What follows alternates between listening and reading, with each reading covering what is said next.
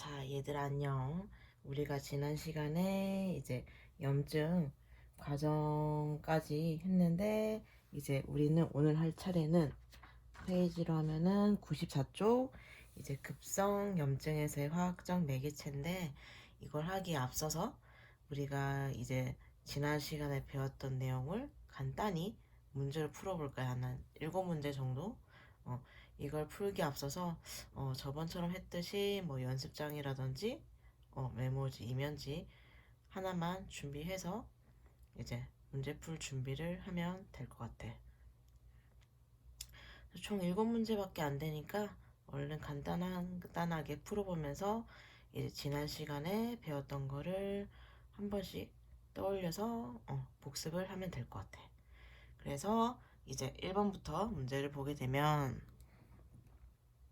자 얘들아, 1번 화면이 잘 안 보이네. 1번 악성 종양과 양성 종양 비교에 가는 건데, 많이 했지. 이것도 표로 나와 있었지, 책에. 그래서 성장 속도, 전이, 그리고 재발, 전신에 미치는 영향, 그리고 성장 양상, 피막 형성에 대해서 나와 있는데, 너희가 생각나는 대로 이제 악성 종양이랑 양성 종양에 대해서 한번 적으면 될 것 같아.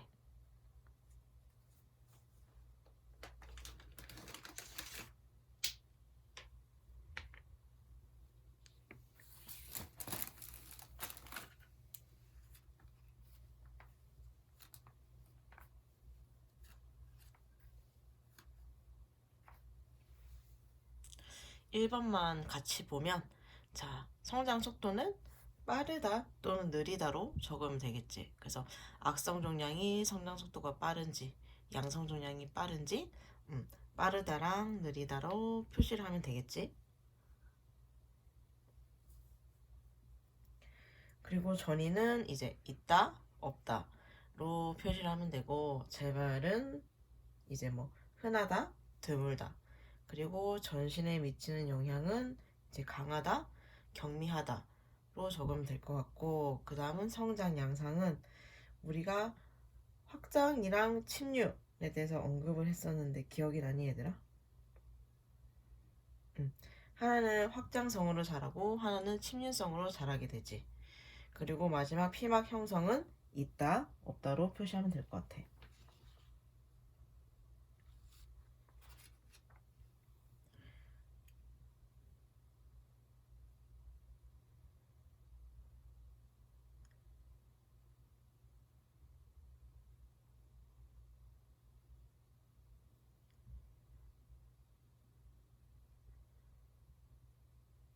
그리고 이제 두 번째 문제를 넘어가면, 세포 손상에 대한 반응으로 옳은 것은 해서 1번부터 보기 4번까지가 끝이야. 그래서 보면은 1번 증식은 세포 분열에 의해 세포수가 증식하는 것으로 조직이나 장기도 커진다. 2번 위축은 세포질의 성분이 일부 소실되어 세포의 수가 감소하는 것이다. 그리고 세 번째는 전신성 위축은 장기나 조직의 기능이 정지되었을 때 일어난다. 그리고 4번 비대는 세포의 크기와 세포의 수가 증가하는 것이다. 그래서 여기서 옳은 것을 하나만 고르면 될 것 같아.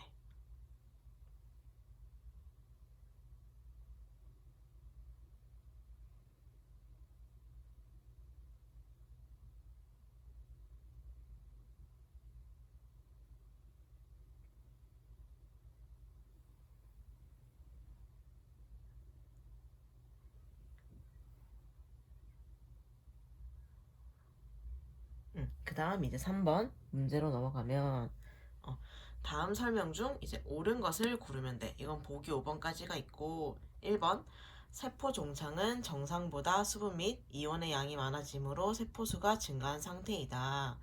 2번 지방 변화는 간, 콩팥, 심장 등에서 흔히 관찰되며 특히 지방 변성을 잘 일으키는 부위는 콩팥이다. 3번 액화계사는 백혈구를 강하게 유인하는 세균 간염에서 흔히 볼 수 있다. 그리고 4번 응고계사는 급성 이자염에서 동반되는 현상이기도 하다. 그리고 5번 계좌성 괴사는 치지한 괴사라고도 한다. 그래서 여기에서도 옳은 것을 하나만 고르면 될 것 같아.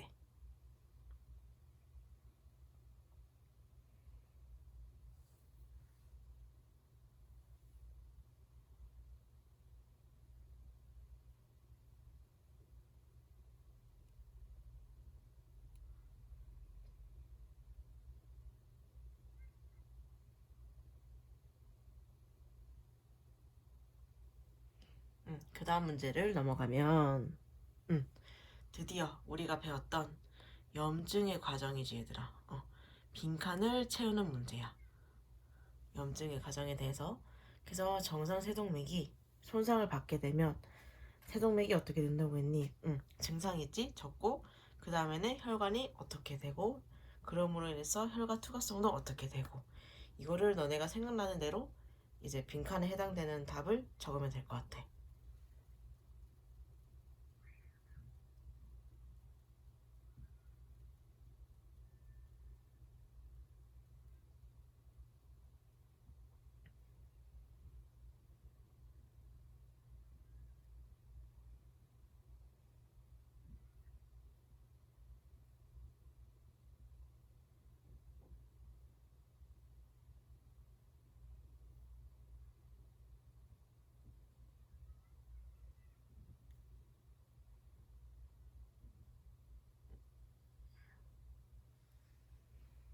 그래서 그 다음 문제를 보면 이제 우리가 4번 문제 답을 적었을 거 아니야. 그러면 그걸 참고해서 염증 과정에 대해서 너네가 쭉 서술을 해보면 될 것 같아. 머릿속으로 정리를 하면서 이게 5번 문제야.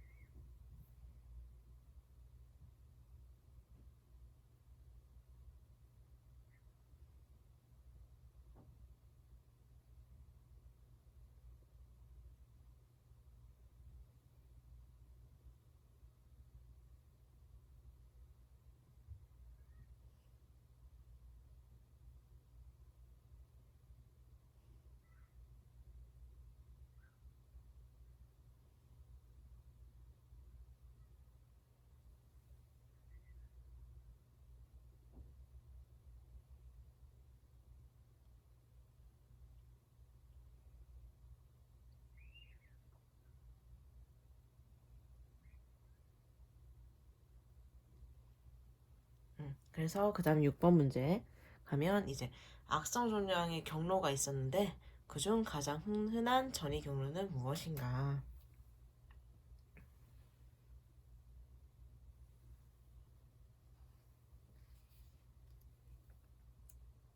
우리가 전이 경로에 뭐뭐 있었는지 기억이 나니 얘들아? 림프관성 전이랑 혈행성 전이랑 그리고 마지막으로 직접 파종성 전이 이 중에서 가장 흔한 전이 경로를 적으면 될 것 같아.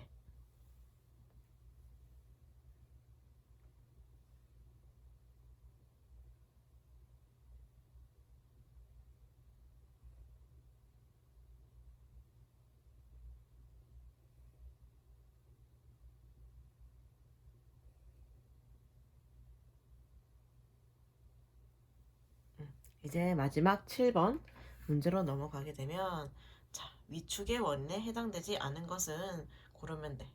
1번이 운동량의 감소, 2번이 혈액 공급의 증가, 3번이 신경 자극의 차단, 4번이 노화, 5번이 내분비 기능 저하. 여기서 위축의 원인에 해당되지 않은 것을 너네가 하나만 고르면 될 것 같아.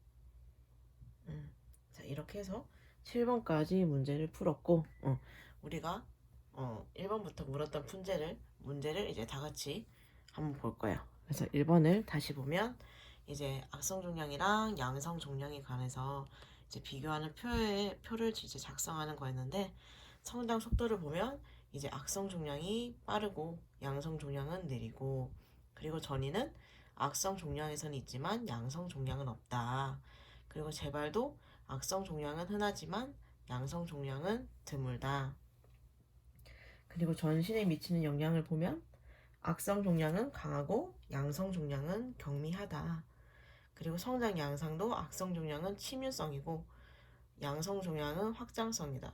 이게 왜 그러냐면 지난 시간에도 얘기했지만 양성 종양은 서서히 자라고 일정한 크기로 자라나게 되면 성장을 멈추지만 이제 악성 종양은 신속하게 성장하면서 성장의 정지가 없이 계속 자라는 거야.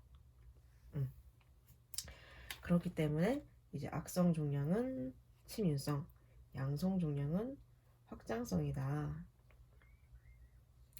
그리고 피막 형성은 악성 종양은 없고 양성 종양은 있다. 그래서 이렇게 빈칸을 채울 수가 있고 그 다음 문제를 보면 자 우리가 세포 손상에 대한 반응으로 옳은 것이라고 했지 얘들아. 이걸 보면 답은 1번이라 할 수가 있어. 1번은 맞는 말이고 자 그 다음 위축은 어디가 틀렸니 얘들아?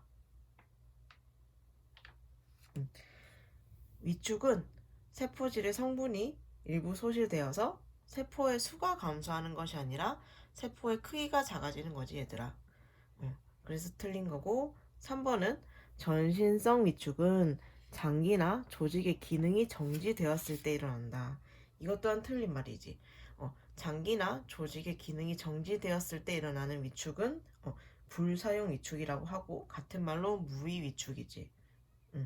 전신성 위축은 이제 생리적 위축으로 이제 유아의 가슴선이라든지 아니면 폐경 후에 자궁 및 난소의 위축이라든지 또는 노인성 근육의 위축이 여기에 해당되는 거지. 그리고 4번 비대는 세포의 크기와 세포의 수가 증가하는 것이다. 이게 맞는 말이니? 이거 틀린 말이지.